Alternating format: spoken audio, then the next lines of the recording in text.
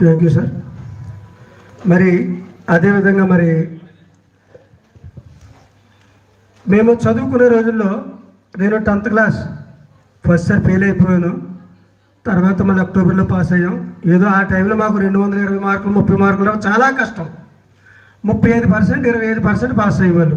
కానీ ఈ రోజుల్లో 95 98 కొన్ని చోట్ల 100కి 100 మంది పాస్ అవుతున్నారు.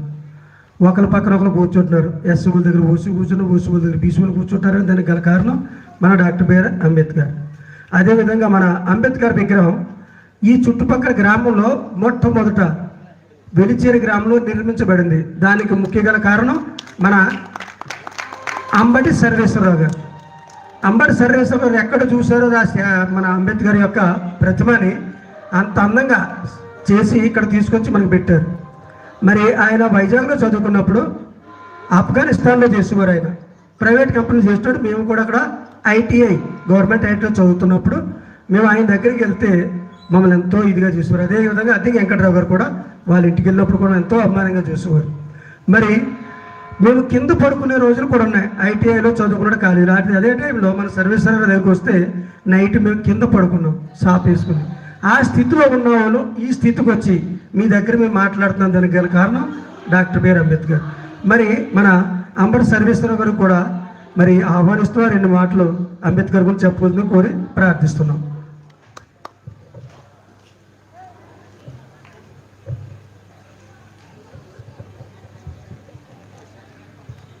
ప్రియమైనటువంటి వెలిసేరు ప్రజలందరికీ నా జై భీములు.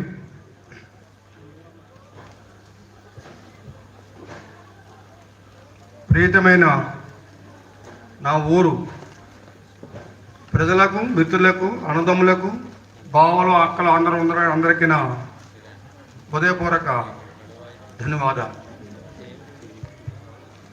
నేను చిన్నతనంలో చదువుకునే టైంలో 7, 8 టైంలో చదువుకునే టైంలో ఆ రోజుల్లో డాక్టర్ బిఆర్ అంబేద్కర్ గురించి నిడదవల్లో అమృతరావు గారు మా బావగారు ఒక ఆయన ఉండేవాడు. ఆయన ద్వారాగా చాలా కృష్ణమూర్తి ఏడికి అంబేద్కర్ దీన్ని ఇక్కడ పరిచయం చేశారు. ప్రప్రథమంగా అంబేద్కర్ యొక్క మాటని, అంబేద్కర్ యొక్క జయంతిని మన ఊర్లో పరిచయం చేశారు. ఎప్పుడో నేను చాలా చిన్నోడిని, 72, 73 సంవత్సరంలో, 1972, 72 ఆ ప్రాంతంలో. అప్పుడు మేము మీలాగనే చిన్నపిల్లలం కాబట్టి జై భీమ్ అనుకోలేం. అలాగా అది కృష్ణమూర్తి అవుతే ఇక్కడ చెయ్యి మీద జై భీమ్ అని రాయించుకున్నాడు ఆయన. ఆ విషయంగా పోతే అక్కడి నుంచి స్ఫూర్తి తీసుకుని అసలు అంబేద్కర్ అంటే ఏమిటి అనే దాని గురించి మేము స్టడీ చేసాం, పరిశీలన చేసాం, చదువుకున్నాం.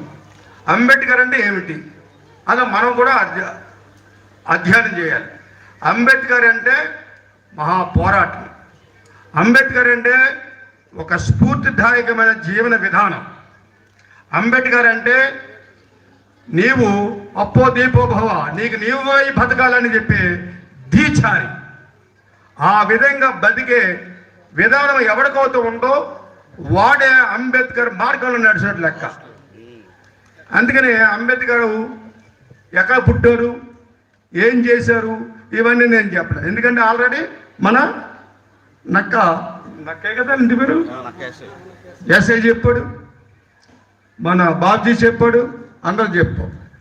2 నిమిషాలు.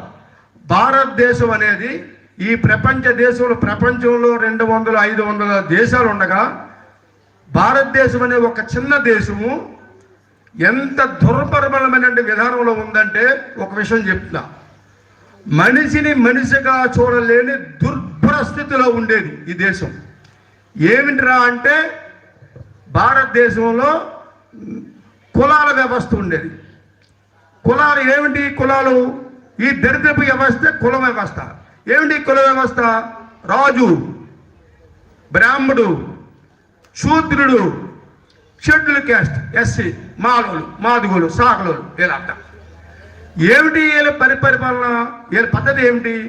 బ్రాహ్మణుడు 4 మాటలు చెప్పేసి స్వర్గం నరకం ఉంది, దేవుడు దెయ్యం ఉంది, మీరు మా మాటలు వినాలి, మీరు వినకపోతే నరకానికి పోతారు, మీరు మా మాటలు వినకపోతే మీరు స్వర్గానికి రారు, నరకంలో ఉండరు, కాబట్టి మా మాటలు వినాలని మనల్ని ఒక మంత్రం తంత్రం అని చెప్పి నాటకాలు దొబ్బి మనల్ని మైండ్ పాడు చేసి బానిసలుగా చేసే విధానంలో వాళ్ళని మనకి మైండ్లో చూపించేశారు మన పూర్వీకులకి. అలా అయ్యగారు ఆగో పంతులు గారు అంటే పెద్ద ఒక కాదు, ఏమిటంటే ఆ ఈవా అమ్మ అంటే వాడు పెద్ద గొప్ప, ఇట్లే మాటలు గాడి చేసి వాడు ఇలా చేశాడు. ఇక భూమిని అంతా స్వాధీనం ఉంచేసుకుని బ్రిటిష్ వాళ్ళ అండర్లో ఎవడైతే భూమిని ఆక్యుపై చేసుకుని అదే పండించేది ఎవరో మాలమాదిక శాఖల కుమ్మరి మంగళ వీలవుతే ఈ భూమిని అంతా అండర్లో ఉంచుకుని రాచరికము నేను క్షత్రిని అని చెప్పి ఈ భూమి మీద ఉండేటువంటి పంట, సృష్టిలో ఉండే పంటని, ఆస్తిని అంతా కూడా నాది అని, ఇది దేవుడు నాకు ఇచ్చాడు, నేను దైవ సంభూతుడిని, నేను రాజుని అని చెప్పి మనందరినీ చూద్దులు అనే వాళ్ళందరినీ కూడా అనగదొక్కి మీరు ఇలాగ ఉండాలి అలాగ ఉండాలి అని చెప్పి ఎవరికి ఆస్తి లేకుండా చేసి మనల్ని నీచంగా చూశాడు. ఆడిని పంతులు గారిని బేపనోడిని రాజుగాడు అన్న కూడా అయ్యగారిని అన్నారే, ఆడేమి ఈయన్ని ఏమయ్యా అంటాడు. ఈ రాజుగాడు ఈ కింద ఉన్నది మాల కాదు, కాపోడు, సాకలోడు, కుమ్మరోడు, మంగళోడు, మాదిగోడు, ఈ సాకలే మాల అన్న అందరిలోనే ఆ రాజుగాడేమో వీళ్ళేమో ఏమయ్యా అంటాడు, వీడు వాళ్ళేమో వీళ్ళందరూ ఏమండి అన్నారు. ఇలా ఉండకపోతే తండ్రి మనల్ని. ఆ విధంగా ఈ కుల వ్యవస్థని మనం చూపించారు. మన మైండ్ మన కుర్రలు కూడా అలాగే అర్థమైపోయి ఏమండి అని వాళ్ళంటే ఆడు అంటే నేను ఇవాళ సీనియర్ మేనేజర్గా బతికాను, మెకానికల్ ఇంజనీరింగ్. మెకానికల్ అంటే ఆటో నేను చేసే ఇంజనీరింగ్ ఈ వేళ ఇక్కడ ఉన్నటువంటి బేపలోడు కానీ, రాజోరు కానీ, కాపోరు కానీ, కమ్మోరు కానీ, రెడ్డి కానీ ఎవరైనా చేయగలరా? వాడు నేనంత సీనియర్ ఇంజనీర్ అయి ఉండి కూడా మన ఊరు వస్తే ఆడు గమ్ముని ఏమన్నా తెలుసా, ఏమండి అండు. వాడు ఏమీ చదువుకొని ఎదవా, ఏమీ చదువుకొని ఆ కాపు కమ్మ రెడ్డు సోదరు గిరిజుడుగాడు ఆడు దోళ కాసుకుంటే ఎదవాడు, వాడు ఏమయ్యా ఎప్పుడు వచ్చావు అంటాడు. మీరు ఎప్పుడైనా అబ్జర్వ్ చేసారు లేదో? ఎందుకంటాడు? కారణం ఏంటి? వాళ్ళ కులతత్వం పెరిగిపోయింది. ఈ కులతత్వం 5,000 సంవత్సరాల నుంచి మదించుకుపోయిందండి మైండ్లో. ఒక సీనియర్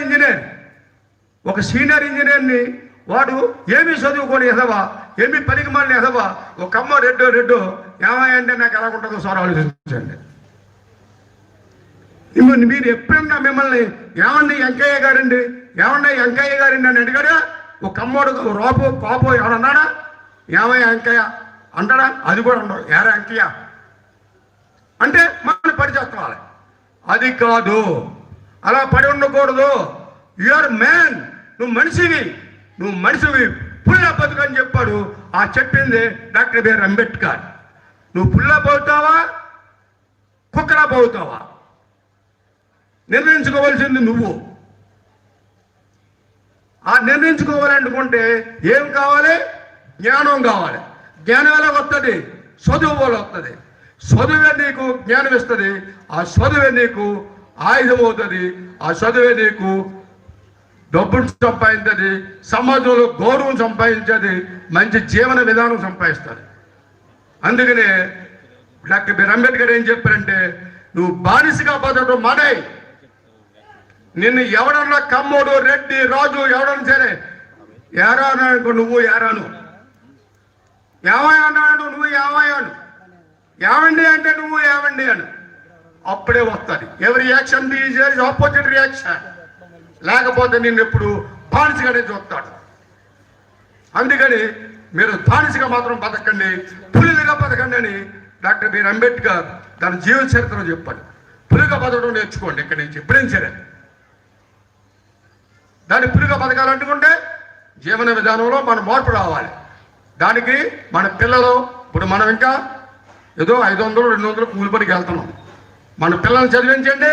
చదివింతే కంపల్సరిగా మన పిల్లలు బాగుపడతారు. మన పిల్లలు అంబేద్కర్ ఏదో నడుతామంటే పిల్లలకు కంపల్సరీ చదివించుకోవటం. పిల్లల్ని చదివించుకుంటే మన జీవన విధానం మారిపోద్ది, మన ఊరు మారిపోద్ది, మన స్థితి మారిపోద్ది.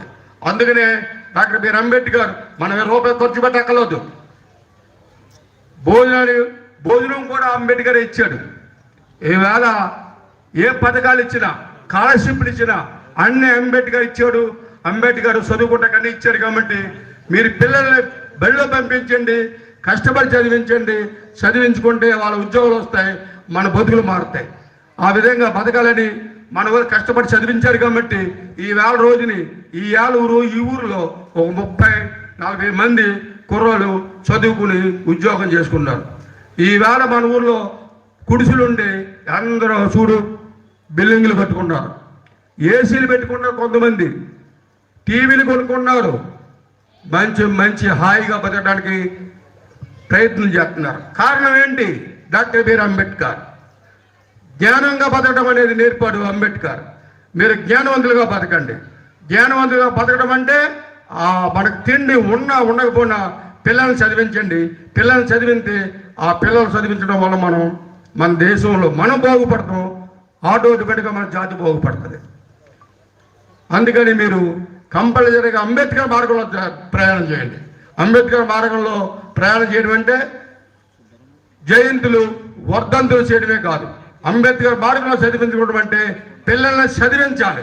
పిల్లల్ని ఎవరో చదివించారో వాళ్ళే అంబేద్కర్ మార్గంలో నడిచినట్టు. పిల్లలు చదివించండి, కష్టపడి చదవండి. అలాగే పిల్లలు కూడా అలాగే కష్టపడి పని చేయాలి. ఓ రోజు ఎగ్గొట్టేసి ఓ గుళ్ళుకు పోతారు.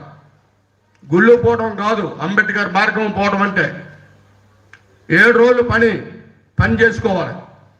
7 రోజుల్లో ఒక రోజు కూలి పని మీరు దాచుకోవాలి. బ్యాంకులు వేయండి. ఒక మనిషికి 500 రూపాయలు అవుతే 7 రోజులు పనిలోకి వెళ్ళండి.